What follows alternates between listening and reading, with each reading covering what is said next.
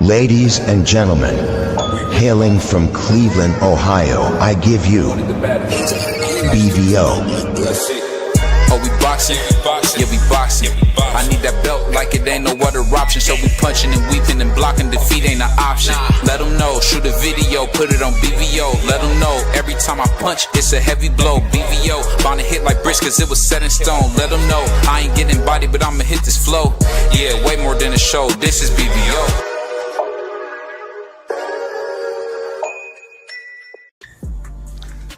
Hey man, what's going on, Sports Talk Network family? Man, I ain't even see y'all sitting there.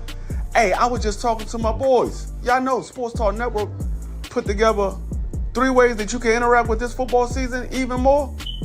Yeah, they got the last man standing pool. Everybody that joins, they pick a team each week. If that team wins, you move to the next week. That team lose, you're simply out. But you only can pick that team one time, so you gotta choose your team wisely. At the end of the season, there's a grand prize for the last man standing. The second way, they got the NFL Pick'em. Yeah, they give you 5 teams that you can pick. Every week, at the end of the season, they're gonna add up your wins and losses.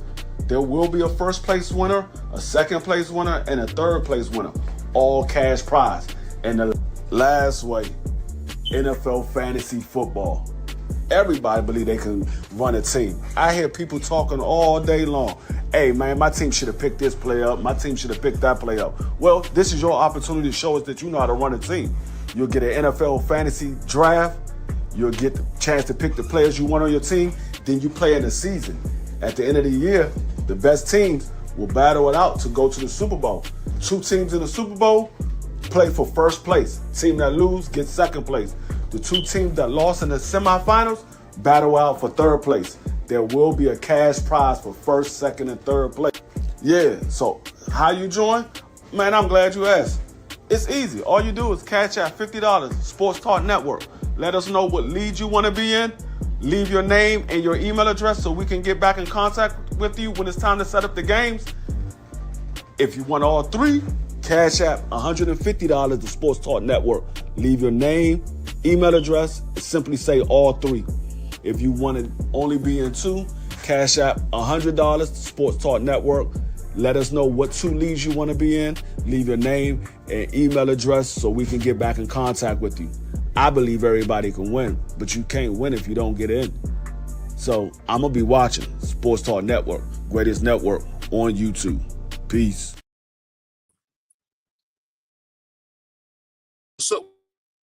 What's up? Yo, what's going on, family, man? My brother BVO, his mic messing up right now. We can barely hear you, brother.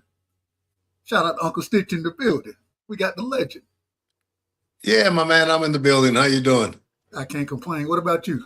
Hey, man, I just been having a crazy life, man. And yeah, it's good to share it with you. Good having me on, man. Thanks.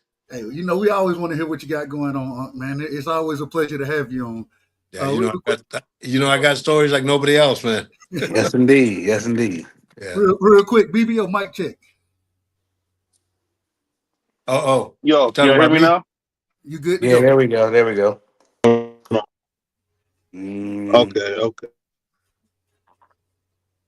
Okay, you went back out. Do another mic check, BVO. All right, I'm gonna hit him behind him. Kinda. You going in and out. Yeah. Well, one horse don't stop this race, so that's right. We gonna get to this. First things first, man. As always, a pleasure to have you on. And want to talk a little boxing with you to start the show. Man, we had some good fights this past weekend. I mean, a tremendous card, the all women's card that was put on by MVP. Then we had another tremendous card that was put on by Turkey. You know what I'm saying? Right. I want to start with the all women's card. What was your favorite fight on that card? Hey, man, I'll tell you what, I didn't see none of the fights Friday or Saturday. Because I had my own thing that I was doing, which was a little bit more important, right? I'll tell you about it as we go down the road. But my buddy Mike Basil worked with Amanda Serrano, and I saw some of the highlights that they did.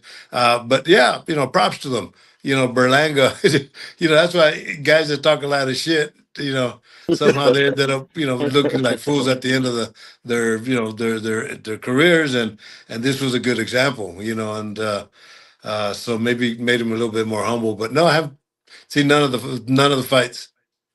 No, I ain't mad at that. I ain't mad at that. Well, real quick, I want to ask this, and this just came up. So even without you seeing the fight, kind of go down your line of work. I hear a lot of people recently after the knockout that Hamza Shiraz had against Berlanga, they bringing up the hand wraps, right? Right. I don't know that. Some say he was stacking, some say he was cheating. I don't know nothing about it. Is there a way you can cheat with hand wraps? Well, I do know about it. Okay, go ahead. So let's put it on the table, man. I know it because when Triple G fought Canelo the first time, right? Tom Loeffler, that managed Triple G and is a friend of mine because I work with the Klitschko's. I work, we're all part of the same group. He called me and says, "Hey man, what do you think about stacking?" And I said, "I think it's bullshit." I said, the reason you wrap the fighters' hands is they don't break them. As long as you have the same amount of gauze, same amount of tape, the rules require 1 inch away from the knuckles down tape.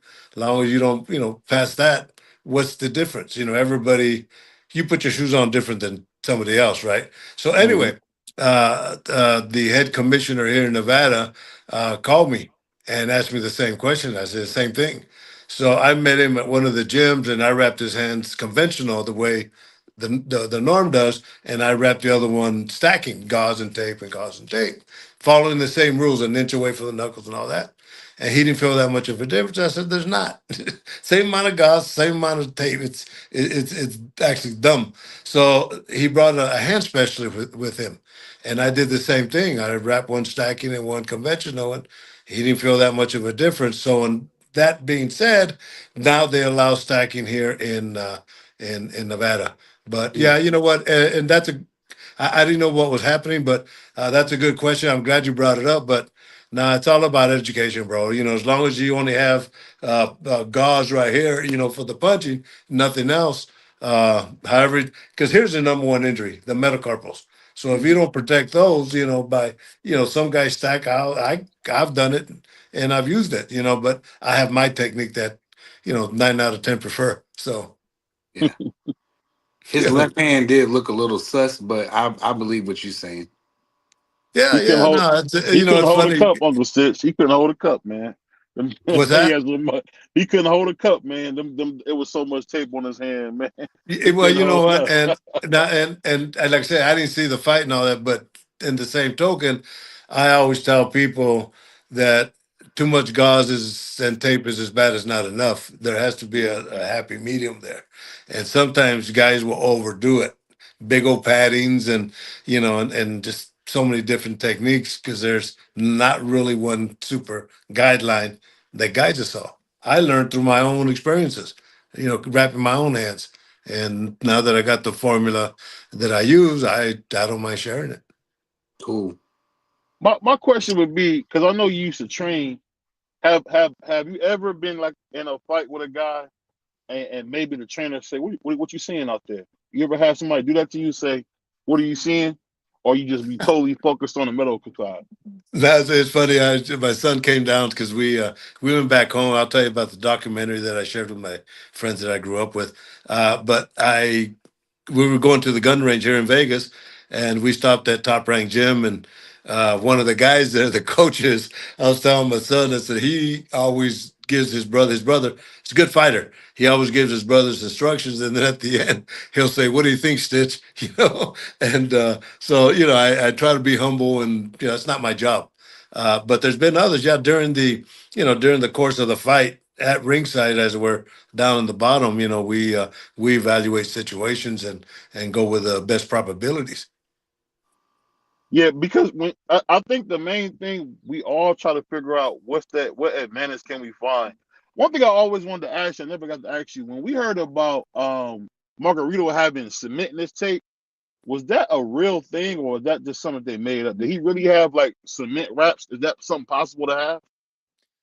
You know, to be honest with you, man, I've been asked that question. ESPN called me when that happened, and they asked me what my thoughts were, but you know, how it was done and what was used. Obviously, something was done, and something was probably used, right? I just don't know what it is. But if it was some kind of texture that would kind of get hard as it got a little moist, then I there's products out there that can do that. You see what I'm saying? And but I don't know. But when ESPN called me, and that's a good question.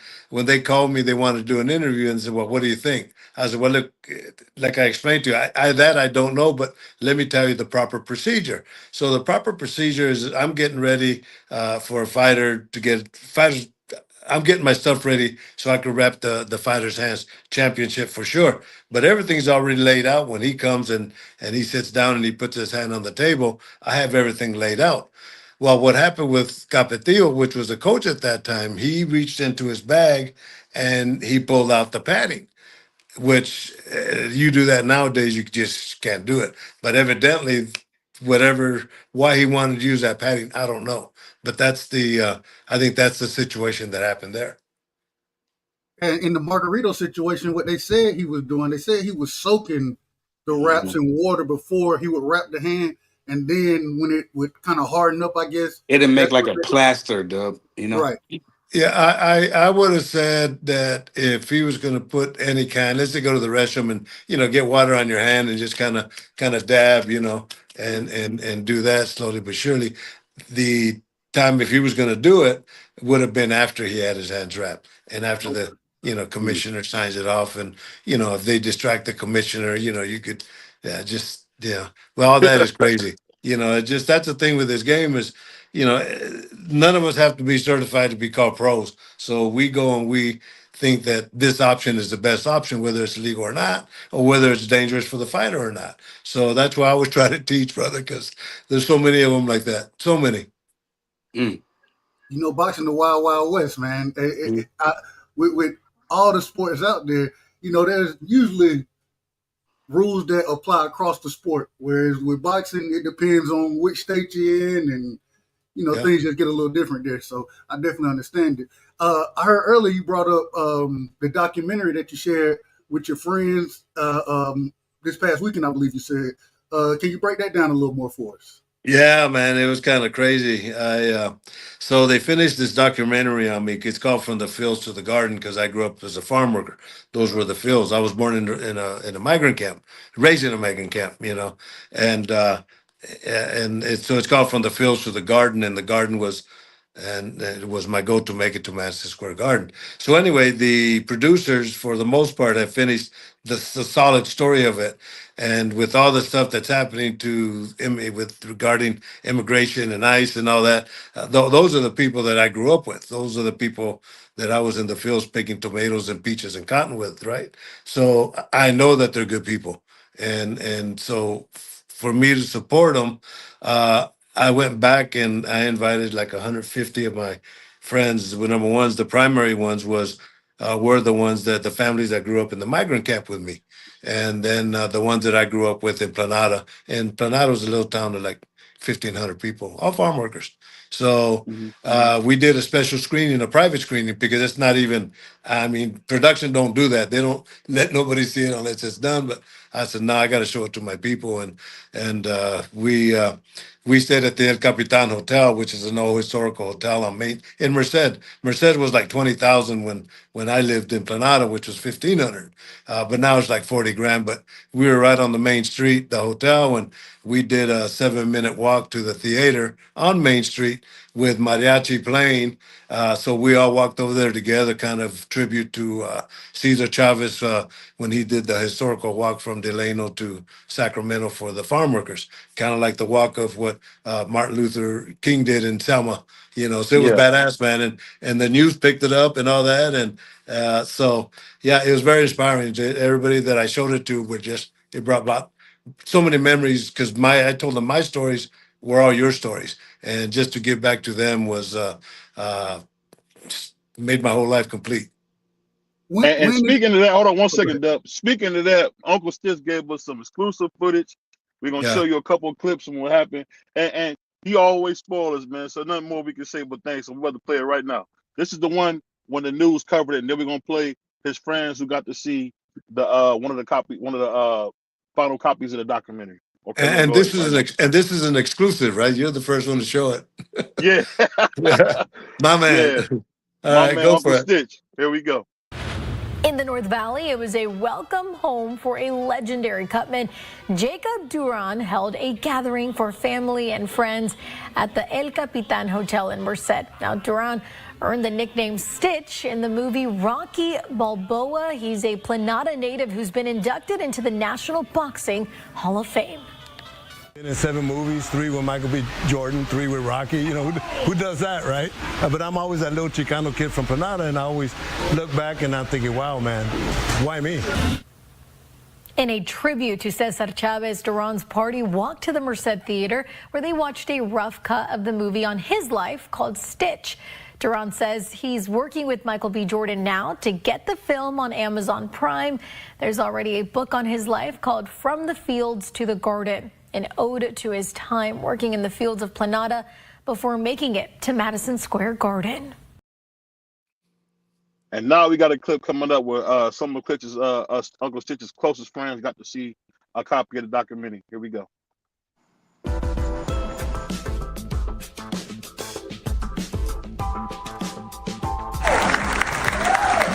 Big, MMA fan, boxing fan. As soon as they see him, I say, oh yeah, I know him. Boxing in those days in the Bay Area was in the bars. The Dana White thing kind of shocked me a little bit. He stays very grounded where he comes from. Very emotional ride.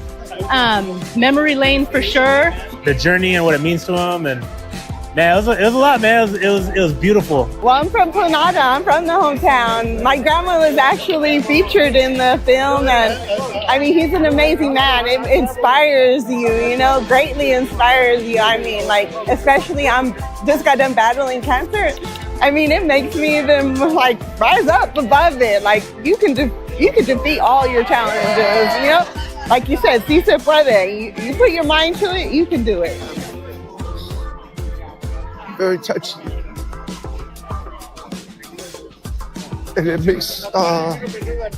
makes who he is a lot deeper. Because you don't always get to see that side of somebody. And that's what touched me. You gotta go see it, and you gotta live by the word, man. And just, fight for people. That's what we're here for. For the underdogs, and that's what Jacob instilled in a lot of people and in his life. So proud of being Hispanic.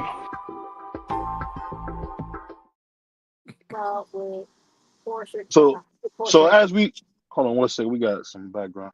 So as we just seen, I can't wait to see it. And you're talking about working with Michael B. Jordan.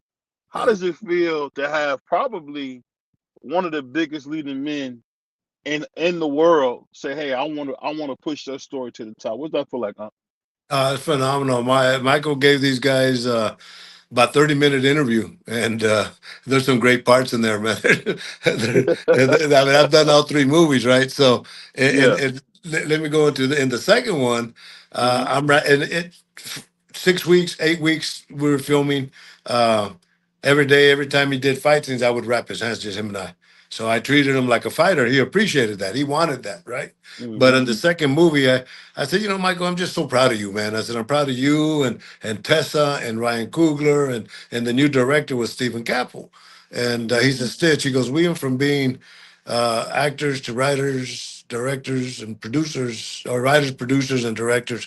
He goes, I'm directing Creed 3, and you're with me as long as you want. So yeah, that's the kind of love it gives me, man.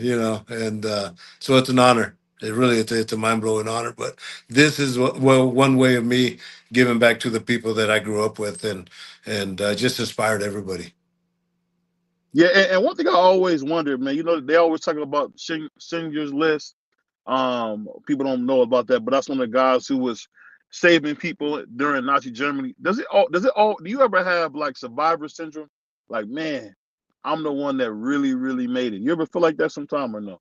Oh man, yeah, I look back and I say, why me? And but I come well, shit. I think when we were doing the first Creed movie, we're on break and Sylvester Stallone and me, we're talking and I tell him, I say, hey man, I can't sleep at night. He said, what is it? And, man, I'm here with you and Michael and Ryan Coogler and Tessa and for 6 weeks, And man, I remember he put his on, he goes, hey man, you're here because you earned it. And I thought, wow, I coming from him, that's highly respected because I show you the respect in the Creed movies. My name was Marcel. I said, man, I don't know anybody named Marcel, shoot.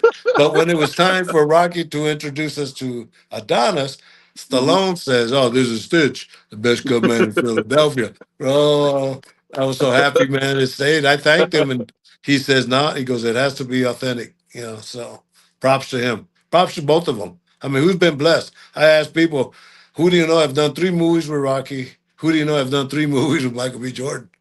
Boop, I have. Yeah. Speaking of that, let me ask you this, and this is just something that you've got to see. One thing, I was watching Michael B. Jordan's his newest movie, Sinners. It's been a complete physical transformation.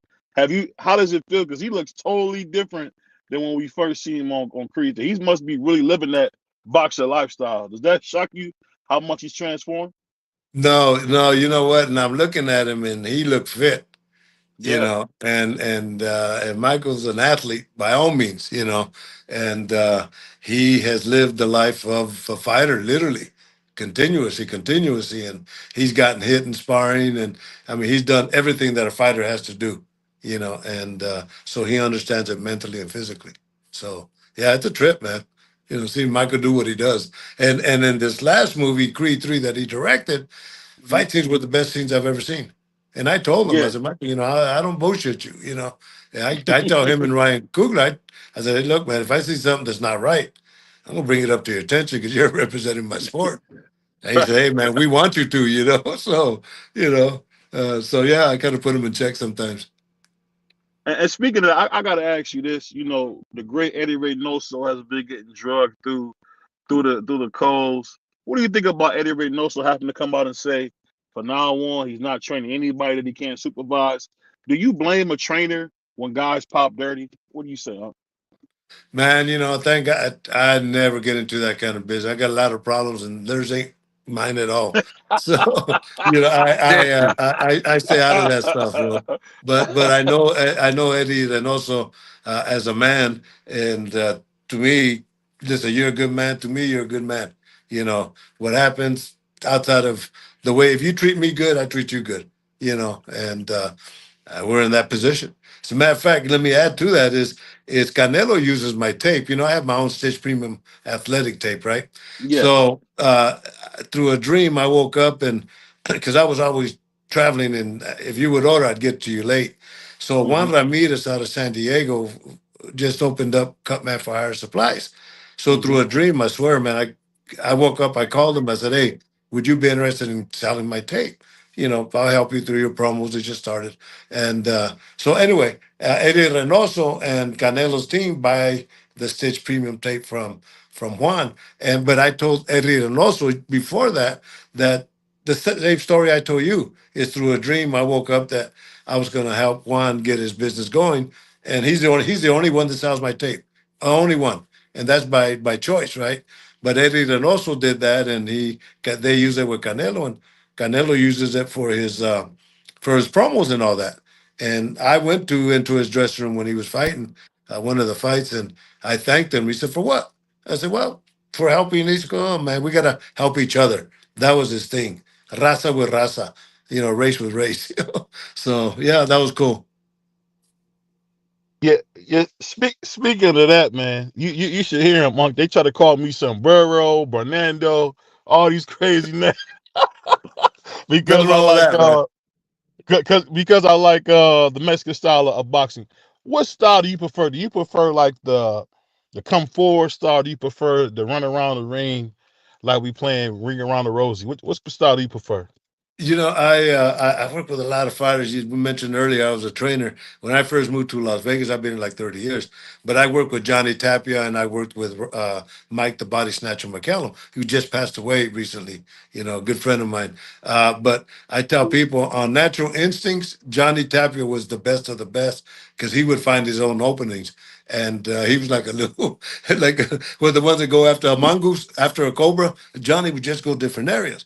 Mike McCallum, on the same token, would set up techniques 2 or 3 shots in advance.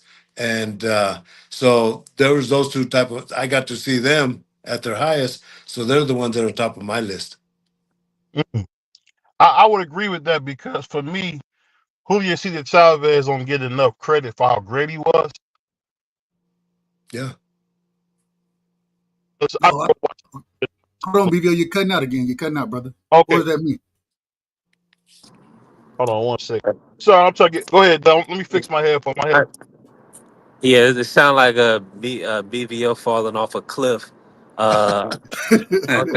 Uncle Stitch, let me crazy. come in here. This is B3.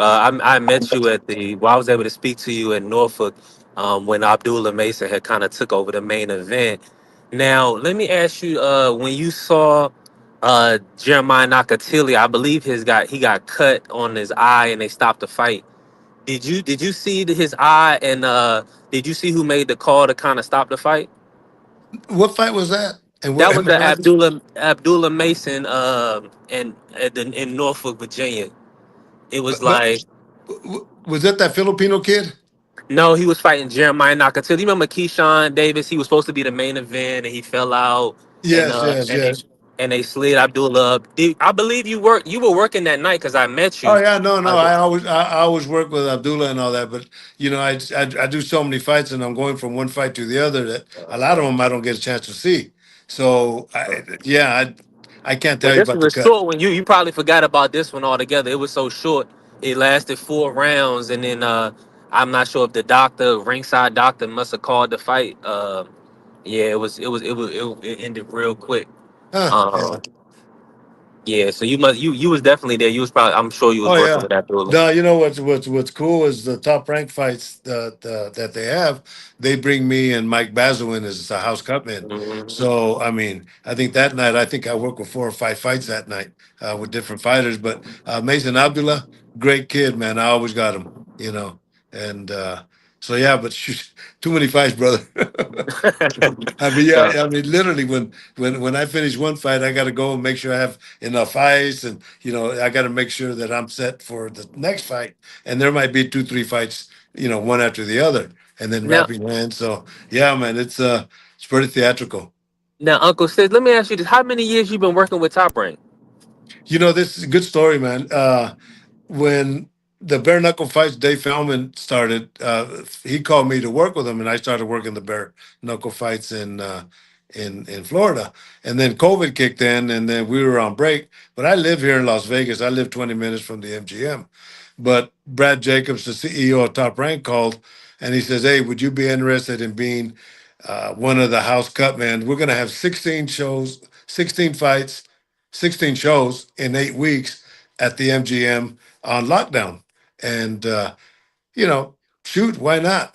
Two shows a week, and they were on ESPN, and so me and Mike Basil did it. And when COVID finished, they liked the program so much that they kept us. So basically, it's the program that I set up with the UFC that now everybody in MMA uses, and that's being available to wrap a fighter's hands or to work their corner. So we offer them that, and you guys find out that Top Rank pays us, and they all want us to wrap them and work their corners, but that's what we do. Yeah, because I tell you this, you saved Andre. What's my man? Is it Andre Ward? You saved Andre Ward's life, man, when he got cut. So I could just imagine having you on the corner, man, because that's got to give any fighter a sense of okay if I get cut, because we see some minor cuts and it take guys right out the fight. But go ahead, Doug. Let me add with Andre Ward. It was cool because his quote was, "I when I got cut, I kind of said, 'Oh no,' but then I thought, 'Oh, I got Stitch in my corner.'" So that's a nice compliment. Speaking of that, Uncle Stitch, I'm gonna show you the picture that B3 was talking. I don't know if you can see the screen. He did meet you, even though you look like, man, who was this guy with next to me? But you were gracious enough to take a picture with him, man. So we appreciate that. My But man. go ahead, Doug. Now, I want to know. So, with you being there, and we've seen a lot of fights get stopped because of cuts, those type of things. What type of conversation do you go through with the doctor as far as understanding? I understand. I would figure it would be, can he see? That I think that would be the main thing. But what do you really go through with the doctors to say? Should the fight be stopped? Should it keep going? You know, are we protecting the fighter? Those type of things. What's Good the question. conversation like? Yeah, the key word is when, or sentence is when a fighter is at a disadvantage, and that's a good question. And and you're asking, those are nice educational questions where not only trainers and fighters could know, but he's also the fans. But when a doctor stops a fight, it's because blood is getting into the eyes. The double vision. If it's swollen to the point where he can't see the punches coming, those are at a disadvantage. And then, it also depends on who the cut man is. Doctors that establish, because they know me, they'll give me that opportunity. But in the same token, I know enough to let them know whether it's good or bad. And Vladimir Klitschko, he's in the documentary. They interviewed him in Kiev while he's up there fighting the Russians, right? But he says, but what happened with him is the first fight I worked with him, he fought DeVero Williams, and he had just come back from losing his world title to Lehman Brewster. And the first 3 rounds, Emmanuel Stewart's working with him. Emmanuel said that Klitschko wanted me to work with him. So the first 3 rounds he won, but he didn't look all that good, right? In the 4th round, DeVero Williamson drops him. And I always look at scores. And so at that point, he's winning 3 points to 2. Well, in the 5th round, they get an unintentional headbutt, and Vladimir gets that big old cut, that same one that Badu Jack had, the same one that Tim Tszyu had, the same one that UFC Forrest Griffin had. That cut right there, that big old vein, is very, very hard to stop, because the medications you use, that I use, are the adrenaline chloride 1000. And when you put it on the cut, see, when I work on a cut, I'll squeeze it and get the blood out of the little veins. Then I'll put the medicine there and it absorbs into the veins and closes it. But that vein is too big and they won't absorb the. So anyway, with Vladimir Klitschko, when the doctor came, she and I've worked with her before many times in the UFC. She said, "Well, what do you think, Stitch?" And I had told Vladimir and Vitaly, I said, "Look, you got a back cut. You're winning the fight. I'm gonna have the doctor stop the fight." And when she came, she goes, "What do you think, Stitch?" I go like this. I opened up the cut, and she stopped it and went to the scorecards, and he won, and then became world champion for 8 years, and until he lost to Anthony Joshua. But Jay Nady was a referee, and I saw him a couple of shows down the road.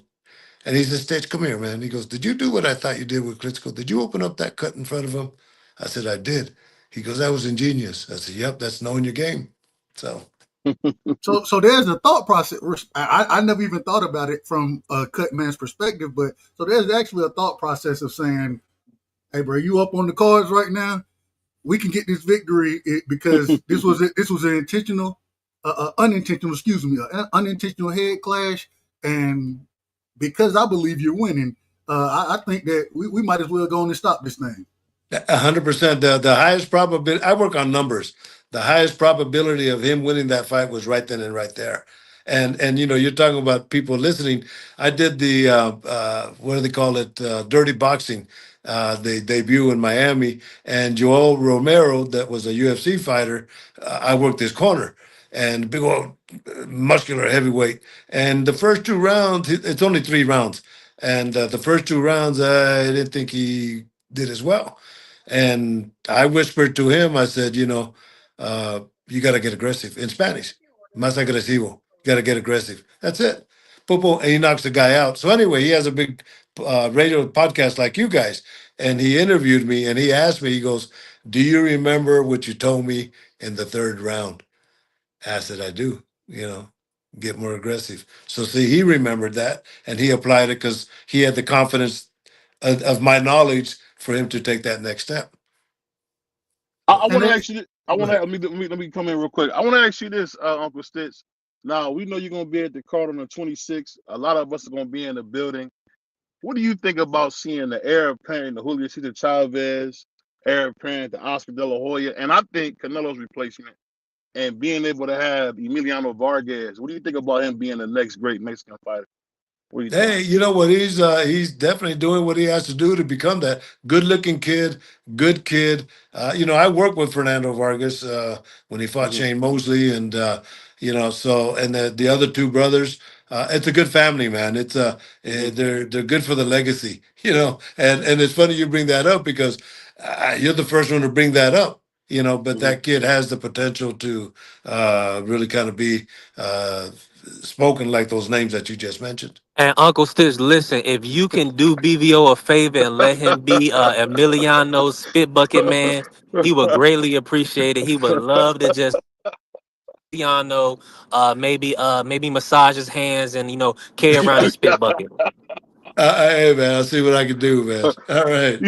Yeah, because a guy like this type of guy. You remember that old cartoon Top Cat?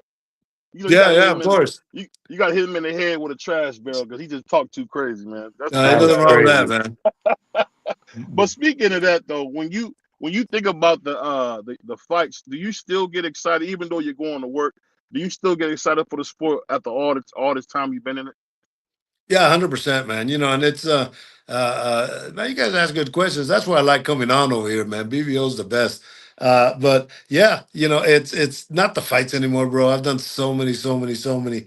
It's the characters and what happens in the dressing room and what happens in the fight and everything with the fighters and the teams. That's the excitement right there. Yeah, to me, I always give you 150% of what I have, whether you win or lose, that's, my job is to help you as much as I can. But, if it's on the negative side, I'm still gonna, it's about them. And the stories are great, man. Yeah, because I've never heard anybody. My bad, dumb. So I just got one more. And I'm gonna get out your way. And the reason I say that is because you bring such a human side to boxing that we've never seen. When I look at Klitschko, I think a jab, jab, right hand, jab, jab, right hand. I never even thought about his humanity or him talking to you. I always thought about every time I see Vladimir, he's just gonna jab you to death, then he's gonna knock you out. So I Yeah, just yeah. love how you bring that whole different side and you humanize them, man, and realize that because for us, let's be honest, it's the Roman Coliseum still for us. We still want to put humans in there with bears and lions and see who comes out on top. So I really appreciate how you do that. But let me ask you this: have you ever had a guy and say, you know what, I love him too much for him to continue? Have you ever had to say something like that to a trainer? Yeah. He shouldn't continue. It's I the last one I did was DeVero Williamson, not DeVero Williamson, Andre Durrell. Mm-hmm. I was working. He fought Jose Esquerigi. It was a rematch. And the Yeah. one before is when his Durrell's uncle hit Esquerigi, boom, after the decision. Anyway, Yeah. so in the second fight, yeah, and during that fight, I got a hold of Andre and I put him in the corner. And I said, "Nah, this ain't your fight, man. Stay out of that area." So I took care of him even then, right?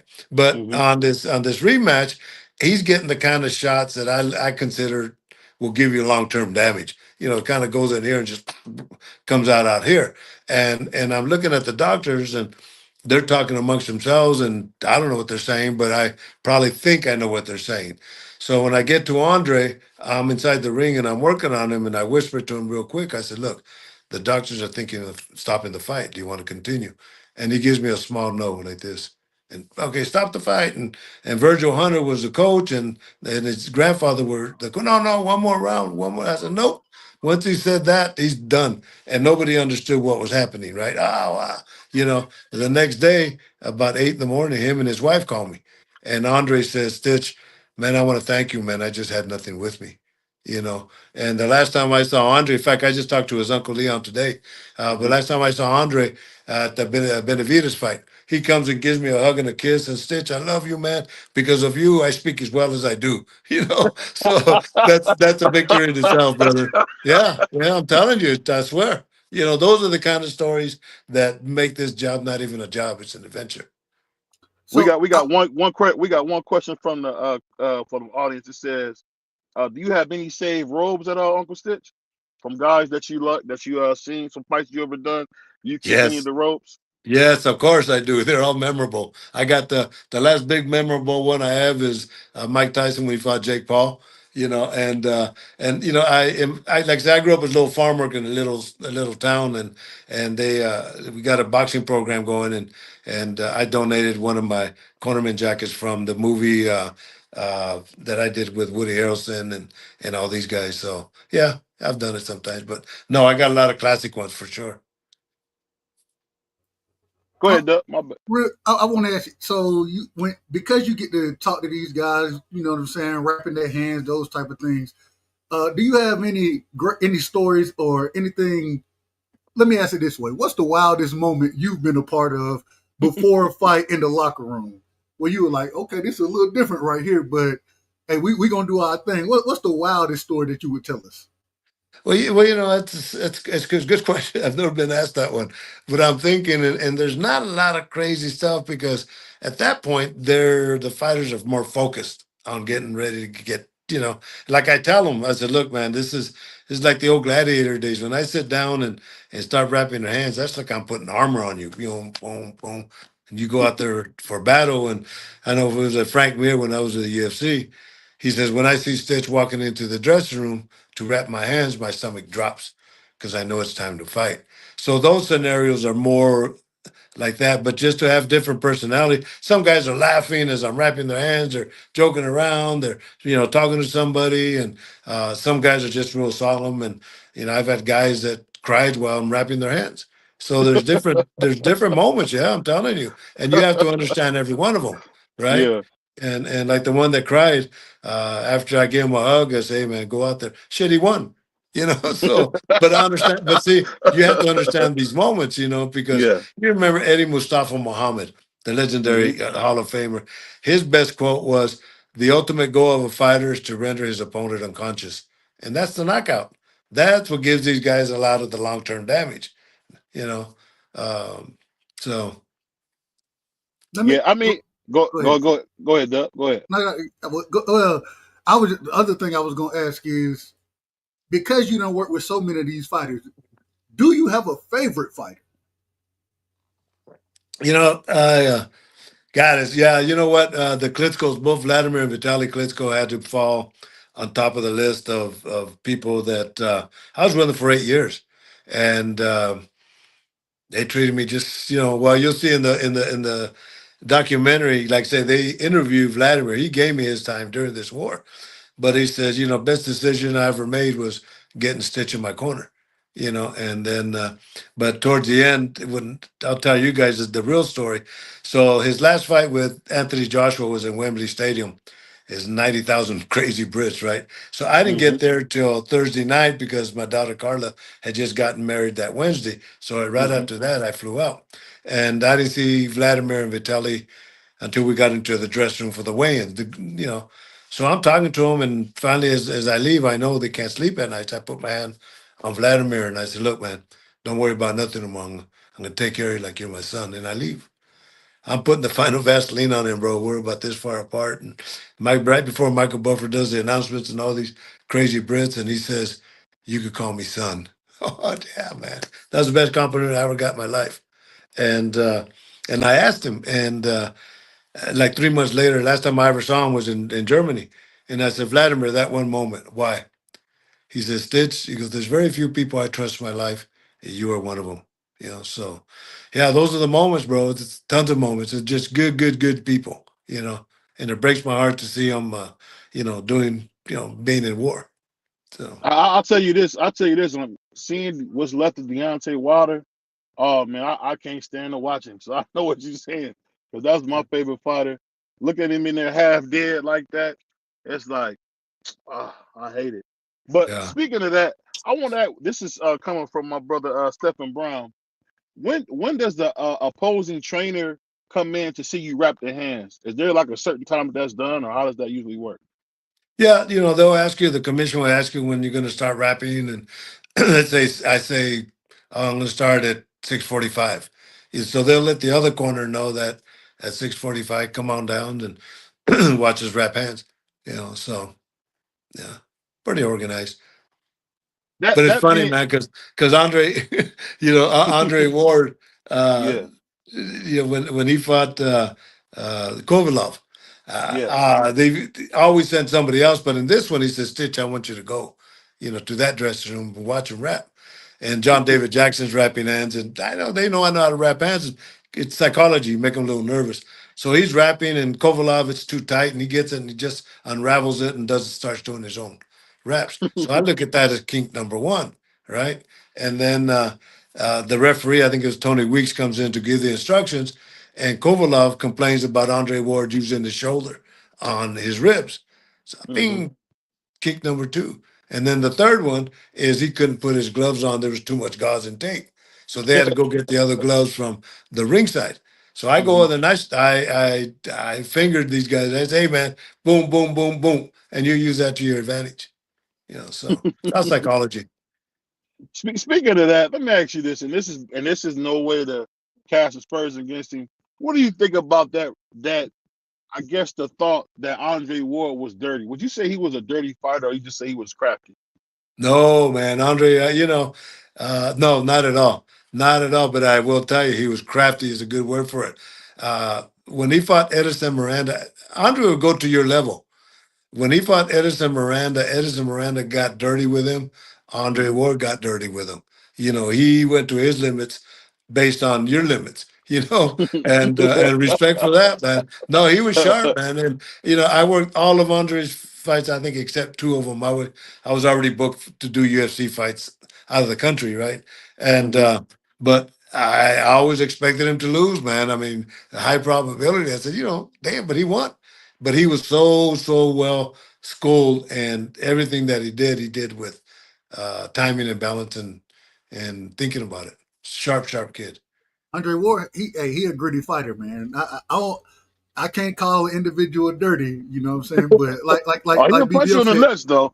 He'll hey, punch like you in the nuts. but like BVO said, hey, it's crafty out there. And I wanna ask this, as far as, because I know you work with the fighters, but you also have to have relationships with the different trainers out there. In your opinion, and you ain't got to finger anybody or say who the best is, but who are some of the trainers that you like working with the most?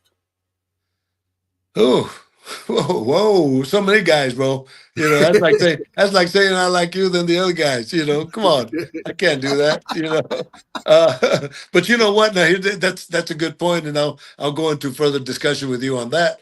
I did an interview with former world champ Juan Manuel Marquez in Guadalajara, and it's a Hmm. Spanish station that he had, or podcast, whatever. But he Hmm. asked me a question that's never been asked, that kind of goes in relationship to yours. He goes, has a fighter or a trainer ever disrespected you? And I Hmm. said, no. I said, because I come in under a different condition. I come Hmm. here to take care of you. Why would you want to disrespect me? So nah, I'm a horse of a different color when I come into camp. Now I gotta ask this question. My favorite fighter, Devin Haney, is gonna be fighting another one of my favorite fighters, especially if he from my state. You know what I'm saying? And Junior, I call him Junior, but Brian Norman Jr. Um, are you working that fight? Do you have anything to do with that fight? Yeah, I worked Devin's last fight, right? And Right. and I worked Brian's fight when he won the world title, And so yeah, I'm sure I'll be working one of them. Maybe the probability is extremely high. And which one, it's they both got my number, Okay. so and that's a blessing when you could do that. But usually if I've already worked with a guy, then they got the priority. But I've worked with both of them, and Yeah. so we'll see. We'll cross that bridge when we get to them. But I they're don't good, know. both good kids. I don't know if you So can make. I don't know if you can make a prediction in the fight. I'm not sure if you I can never do no, he that. do. don't do no. He don't do predictions. Okay. Understand? Okay. Don't do no Well, predictions. I had to. he he I done gotta made it. ask these questions, man. This is what the He people done want to made. Dub, know. you out of He, order. Dub, he you done out of made. order. Hey, Uncle Sis done made it clear. Don't ask me about no winning. Yeah, it's not my job, bro. And and the reason why is the reason why, because you don't know and I don't know, and I Absolutely not. usually I'm like 50% right or 50% wrong, and nah, I'd rather give you the probabilities of cuts or bruising. That's Are that's you more up my alley. are you excited for that fight as we are? Because with these are David, two. with Brian Devin. Absolutely, because these are two young guys nearing their primes. I don't think neither one is technically in their prime yet, but actually, and we've seen for a long time in the sport, well, recently at least, that guys have waited to build the fight, and they end up fighting when the build up done been 6 years. I don't want to call no fights out, no names, nothing like that. But Errol with these two Spence, young, Bud with Crawford. these two young guys, with these two young guys getting into the ring at such a young age against each other, are you as excited? And do you? I think that this is what the sport of boxing is about. I think they're bringing back that actual grit in the sport. Would you agree with me saying that? Yeah, no, I mean, I don't get excited as you because I do them all, right? Right. And Agreed. there's a certain pace of control that I have to keep, instead of going up and down with the adrenaline. But no, when it comes to battles and good skill levels, yes, Devin Haney and Brian Norman it's a good match. And if you ask me the type of fight, I think it's going to be, that's the type of fight that goes a distance. Whether they need a cut man, I think they both do. So those are my opinions. So the cut man should work on their fighter every round. It's gonna be And, that. and speaking of that, I just hope on the 26th, man, that the King of New York, Emiliano Vargas, puts on a show. And I'm gonna pass it over to D Free. He's a Puerto Rican, so I know he got some good questions for us. Go ahead, Puerto Rican Free. Nah, I just actually only got one question because these guys been asking some good questions. But being though the amount of years you've been into the sport, you done seen a lot. You done been in there with a lot of fighters. Go ahead and hang it up. No, I just your mic out of order, man. Your mic out of order, Free. It's out of order. I lost you. He fell down the steps, Uncle Stitch. 1 second. He fell down the steps. Hold on. Ask it one more time, Free. Well, first off, Mike, go ahead, shoot. Mike check first and then ask it again. If you're talking, can y'all hear me now? We can hear you now. You good? Yo, you crispy. All right. Now, what I was saying is, being though that you've been in the sport for a long time and you've been around a lot of fighters and you've seen a lot of things, is there any time in the near future you say, you know what, it's time for me to hang it up? Yeah, well, I'm 73. Good question. I'm 73 years old. I been a lot. I'm doing a lot of things. I'll probably be working. I don't know. I mean, it's just with Top Rank. I love doing these type of fights. As long as I can go up and down, my mechanics and are good, I'll continue doing these little fights. And if not, do seminars and all that. But there's after this documentary here about 25 years ago, I think I mentioned this to you guys before. This film that I did, documentary called Boxer's Nightmare. Never did nothing with it, and the young man that helped me passed away, and I saw it, and everybody that I have, they're all legends, and they have answers for everything that's going wrong in boxing. And I look at it now, it's still happening now, and it's also happening with MMA. So I want to reopen this film and bring it out and get current interviews. I'm also working with this company that created a cream for the healing process of cuts. It's Stitch Cream and the Cut Cream. We're going to resurrect that one again. So, yeah, we'll see what happens. But yeah, I'll do as many fights as I can. Like I say, it's not even a job. It's an adventure, bro. So yeah, we'll see. As long as my body holds up and my mind, and of course, I'll work them. I love it. Hey, Uncle Stitch, don't stop getting that money, man. That's what I was saying. Hey, no, you know what? Hey, no. Listen. I've been blessed. I've done these 7 movies, and I got a pension from SAG. Shoot, I didn't even know that. So I'm okay, man. Yeah, I mean, that's the farthest thing from being an actor, and they send me a congratulations. You got this much coming this 1 month, and this much every month, and yeah. So I'm an actor. It's funny you say that. I'm gonna tell you why I said what I said, Uncle Stitch. My grandfather worked at Goodyear, right? Mm-hmm. And he said they took my best years from me, so I'm gonna give them some of my bad ones. And they had to drag their brother out that plant. Yeah. That's why I say get the money as much as you can. But we got one question from a '70s expert in boxing, my brother Bruce Gas. He's always with you remember Terrible Tim Witherspoon? Him, Sure. him and Terrible Tim have a great podcast. He said, who is the worst bleeder you've seen? Who just bled like a pig? I don't know if you ever did any Brandon Rios because he would bleed like a pig. Who did you ever have? No, That you no, said, hey man, in the old days, it's Arturo Gatti. You know, I worked with Rocky Gannon. Rocky Gannon, I used to say would if I would punch him or punch him with the left shoulder, he would bleed on the right eyebrow. You know, and he was, and if you remember Miguel Diaz, the old legendary cut man, he said, "Man, you're," because I worked with Raul Marquez at that time, and Raul Marquez makes a statement in this documentary because when he fought Keith Mullins to defend his IBF title, he got cut 5 places, one or two here and then here, and he talked about it. But he was a bleeder, so Miguel Diaz says, "Hey man, you're lucky you get all the bleeders. You got Miguel Diaz and Rocky Gannon, you know." Hey, So make your job a little harder though. It make it just a tad bit. yeah, hey man, it's all right. If you can't handle it, get out of the kitchen, man. Amen. As well, when breaking down, who are some of your inspirations as far because I figure you probably know more cut men than I ever think of. Do you have any inspirations as far as other men that I you lost watched him. I and kind lost of the learned last from? half. "Hey, Dub, your mic, My bad. I said, do you went have? out of order. I lost the Start from last the half. Am I beginning. back in order? Yeah, Am start I back from in the order? beginning. Yeah, start back from the No, beginning. no. So, with you being one of the greatest cut men, if not the greatest cut man of all time, did you have any inspiration? And who are some of the individuals that you learned from as far as how you take care of these cuts and those type of things?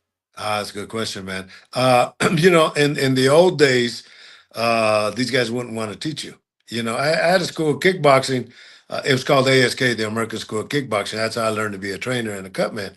But I was making the transition from a trainer to a cut man. And I'll never forget Marvis Frazier, the son of Joe Frazier, and Bone Crusher Smith fought in Richmond, California. And I went to the fights, and this guy did a good job on cuts. And I went over there and said, "Hey, man, I'm trying to learn to be a cut man. Can you tell me what you did?" He says, fuck you. He goes, "I'm taking this to my grave and you got to learn like me." And he walked away. No, I'm serious. I felt about this big, bro. I said, "I'm never going to be like this guy." Yeah. So my job was to teach, but in those days, you learn by observation. These guys thought it was a secret. They're not going to show you. But I would look, and Will Edgington, that was not a big known cut man, but I watched him wrap hands when I was in kickboxing. But I practiced my own. I'd practice my own hands, wrap my own hands, and get on the bag, and make my adjustments. But in those days there was no teaching. But I everything that I do now as a cut man, I put it in a little video. Well, not little videos. It has everything, but it's only $50, and that's at StitchDuran.com. But it'll show you how to wrap hands for boxing, for MMA, how to use the KO swell, how to use the medications, how to use the Vaseline. All this it's a seminar. It's a $50 seminar. And I didn't do it to make money. I did it so that these guys could watch it and learn. And as a matter of fact, my son that just went back to Michigan today, half the money that comes in goes to him and to my son-in-law. I don't get none of it. That's what they help with the social media, and my son's in the video. So yeah, just giving back, man. It's not about the money, bro. I Talking got about two the questions swells, for you. real I quick, let want me to ask this, ask you. BVO. Let me ask this real Go quick, ahead. BVO. Talking about the swells, right? How they use them, those type of things. I watched Antoine Russell. They use like a mask. The mask? Yeah, they use a full mask. Like, can you break down the difference between using just the actual plate versus the mask situation? Can you break that down? Yeah, well, I would think that the mask would just cool the whole face, which is fine, and I use the ice pack. But what I'll do is I'll concentrate on the area of where I could use the ice pack.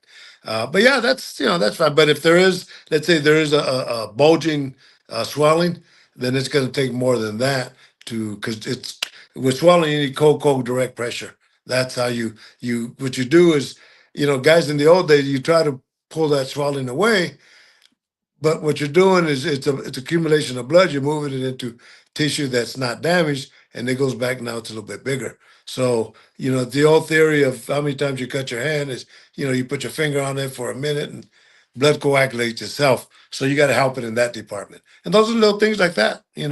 That because the guys you see guys doing that because they saw other guys and then don't press the shit out of it. So sorry. And so yeah, but like on there's, fight night. I know what you're there's talking about. there's plenty of guys like that.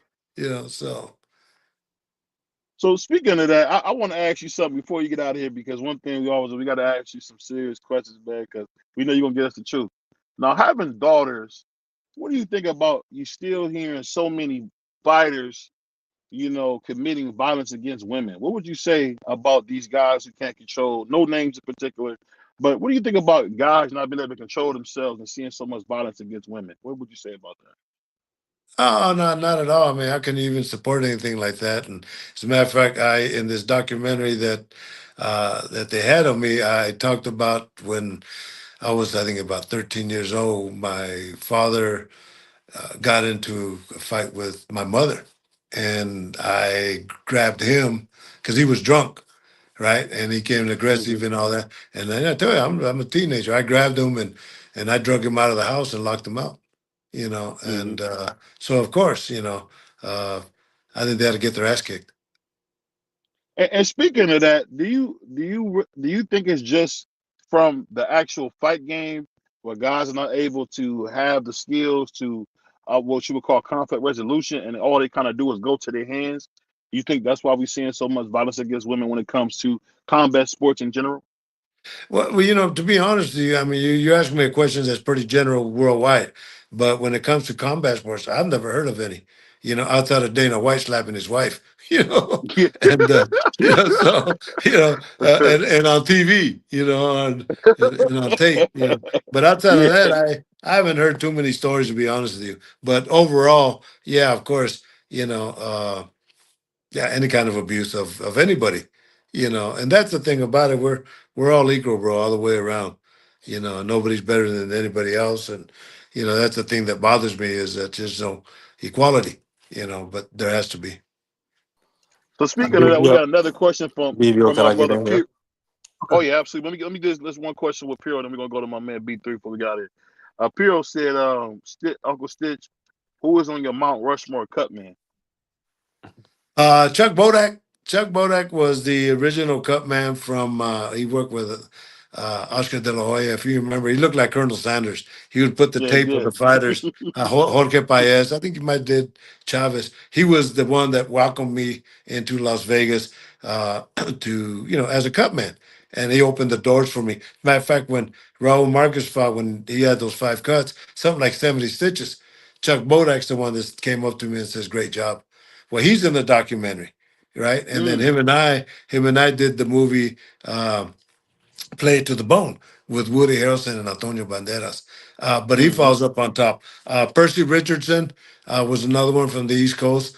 These are the guys that, Jake LaMotta. I mean, these guys were the ones I followed, and so yeah, they good question. But Chuck Bodak sits on top of everybody. Go ahead, B3. We'll let you finish it out. Go ahead, Now I B3. gotta ask you, with the legend Manny Pac-Man Pacquiao coming back this weekend, what experiences have you had with Manny that you can share with the people, and how you feel about him coming back?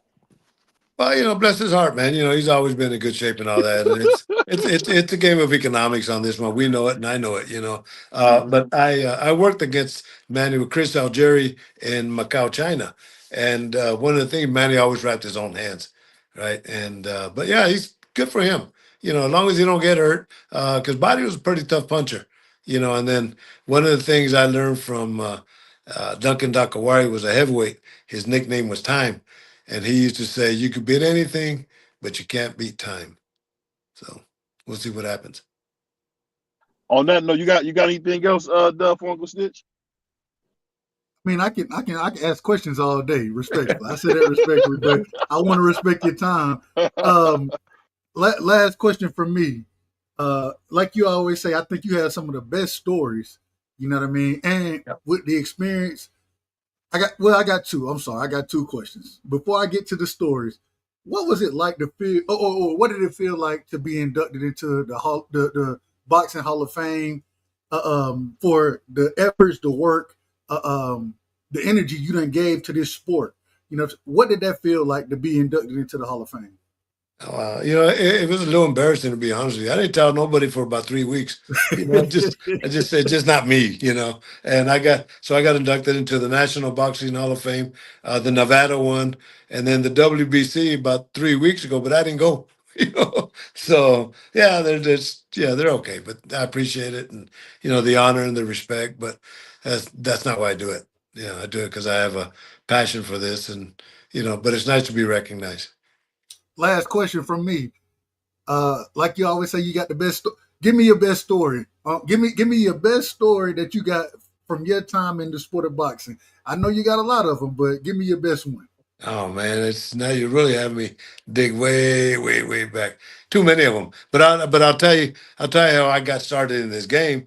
And you mentioned Julio Cesar Chavez. So I ran into him about 2 years ago. He was doing commentating, and I was doing a top ranked show. And I go up to him, and in Spanish we're speaking, right? But I told him, I said, look, I just want to let you know that the first world title fight that I worked was against you in Monterrey, Mexico, with Tony the Tiger Lopez.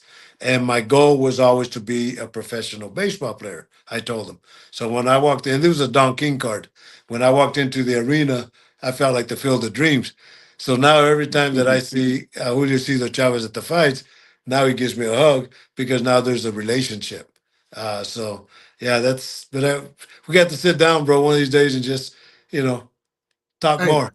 I'll buy you a drink. You know what I'm saying, and we'll start chopping it up because man, the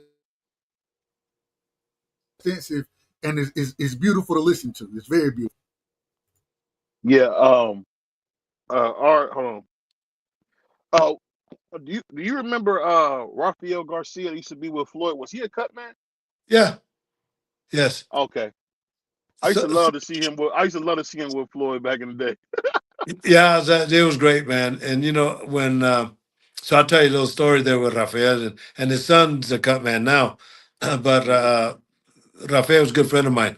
So there was a time when Floyd was having problems with his hands, and he was going through certain guys wrapping their hands and all that. So I just happened to walk into a top ranked gym at that time, and this one cut man is wrapping his hands, and I'm there with my friend, and I can see from a distance. I said, man, it's too tight. Floyd's going like this, and and James Prince was his manager at that time. So he wraps his hands and he goes in the dressing room, and within a minute he's coming back and he's cutting his wraps off. And at that point I could have said, hey, I'll wrap your hands.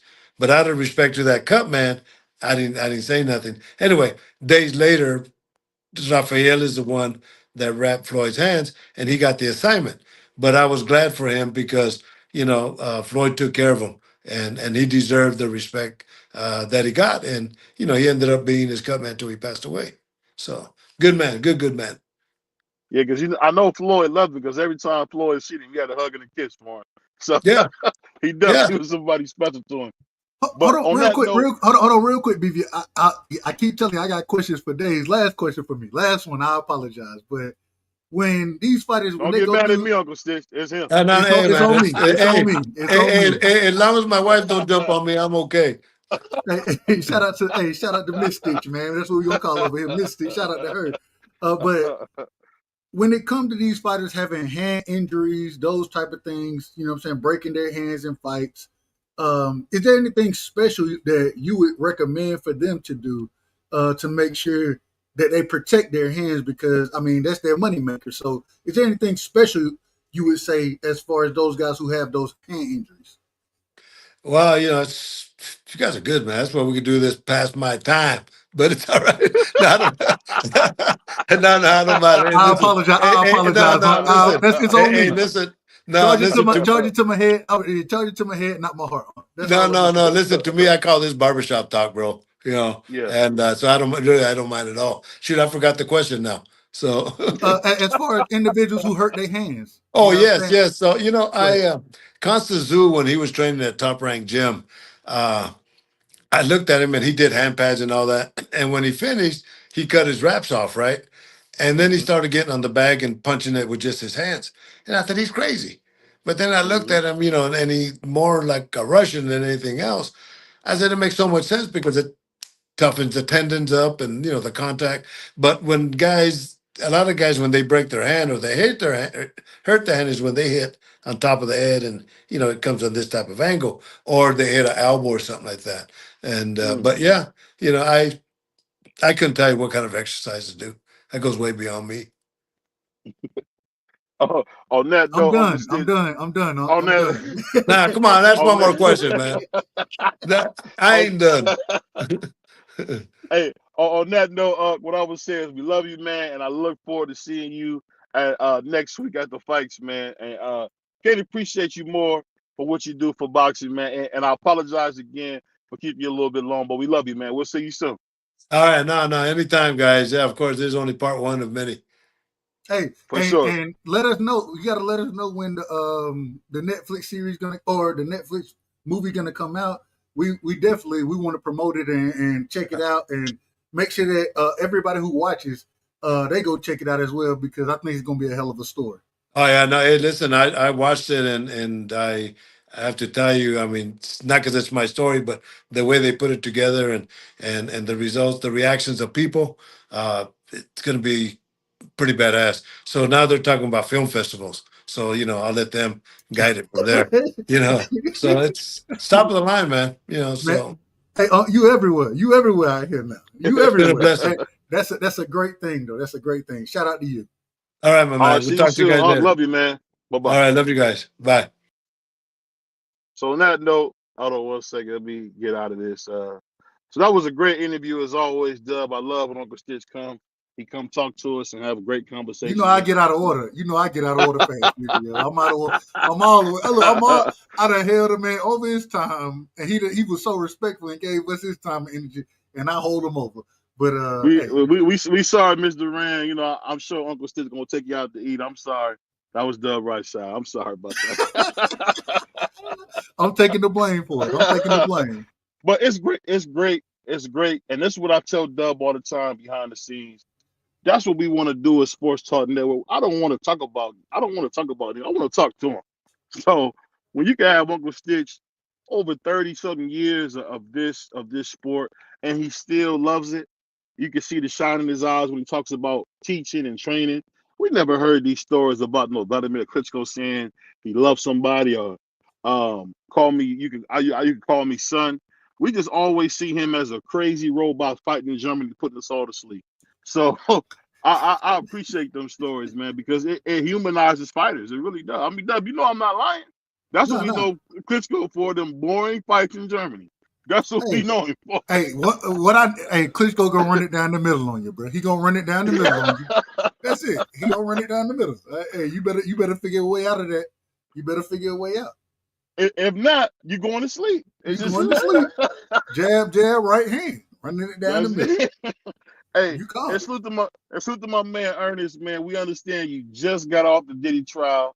I understand you probably had arms full of baby oil, so you've been saying some funny stuff.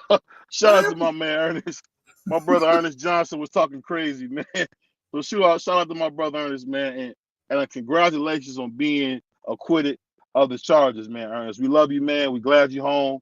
And this is just another episode of the Sports Talk Network. I got my man Varnell Hill.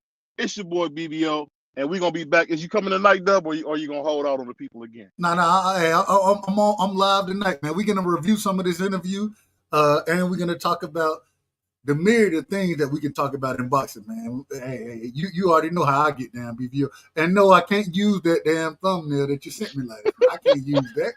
What are we doing? What are we doing? Hold on. This is a perfectly good thumbnail. I'm gonna put it up for you guys. We gave Dub Rightside a great thumbnail, but I wouldn't use it to save my life. I'm just telling y'all. This is what the thumbnail was. Hold on 1 second, guys. We load it up as we speak. Hold on. Here we go.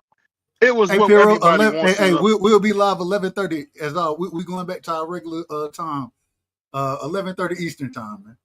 And this is what I sent Dub. This is what I sent Dub Rightside. Cleveland's own Jake Paul, boxing's prodigal son. Is he the next superstar? And I we will thought that was never, a we good will show. never, we will never have that thumbnail on the show, bro. We will never have it on the thumb. We will never have it on the show, bro. You out of order. You out of order. Shout out to my Cleveland brother, man. We got to stick together, man. On that note, thank you to our sponsor. We got great news. We just read up with Raycon. So I want to thank Miss Sally and her team for giving us an opportunity. And we actually got even a bigger opportunity. So I just want to thank you so much for letting us read with Raycon. We're going to redo the commercial and we're going to do some great things. So shout out to Raycon. Shout out to the Smoke Shop. Shout out to the Breakfast Box. And you know what? Shout out to all the Abdul Wahid fans, because I haven't played y'all's drop in a while. Let me see. This is for all the Abdul Wahid fans. I'm not gay no more. I am delivered. I don't like men no more. I said I like women. You out of order. You out. Hey, now you out of order. Shout out to my man Duran. I hating on Jake Paul, saying he don't want to give the biggest star in boxing no love. And we gone, y'all. Peace. Peace.